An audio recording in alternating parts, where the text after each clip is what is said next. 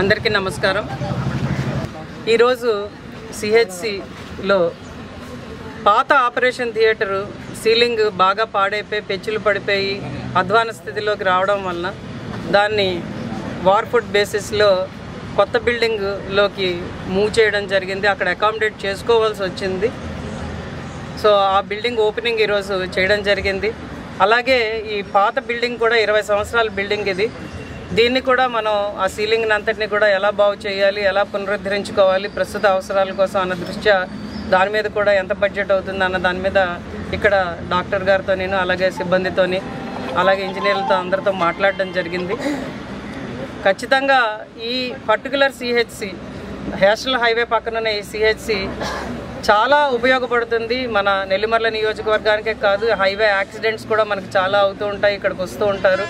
కాబట్టి దీన్ని అప్గ్రేడ్ చేయమని, దీన్ని 100 పడకలకి అప్గ్రేడ్ చేయమని, అలాగే ఇక్కడ ట్రామా సెంటర్ పెట్టమని మనం రిక్వెస్ట్ చేయడం జరిగింది ఆల్రెడీ గవర్నమెంట్ని. గవర్నమెంట్ కూడా దాన్ని సానుకూలంగా స్పందిస్తూ ఫేజ్ 2లో ఖచ్చితంగా పెడతామని కూడా వాళ్ళు మాట ఇవ్వడం జరిగింది. సో దాని మీద ప్రత్యేకంగా నేనే ఫాలోఅప్ చేస్తున్నాను, చేసి ఇక్కడ తీసుకొచ్చే దిశగా తీసుకువెళ్తున్నాము.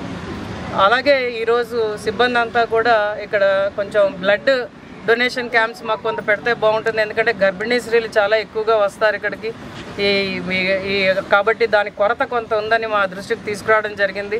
దాని మీద కూడా ప్రత్యేక దృష్టి పెట్టి హాస్పిటల్లో మనం మెంబర్స్గా అసోసియేట్ చేసిన వాళ్ళని త్రినాథ్ అలాగే రాధాకృష్ణ ఉన్నారు, వాళ్ళ ద్వారా కూడా మన జనసేన నాయకులు అలాగే తెలుగుదేశం నాయకులు కూటమి నాయకులు ఎవరైనా, దీంట్లో నాయకత్వంతో ఏమీ లేదు, బట్ అందరూ కూడా దాని మీద ప్రత్యేక దృష్టితో పనిచేసి బ్లడ్ డొనేషన్ క్యాంప్స్ అన్నవి మన హాస్పిటల్కి సంబంధించినట్టు ఏర్పాటు చేయమని కూడా ఈరోజు అందరికి రిక్వెస్ట్ చేయడం కూడా జరిగింది.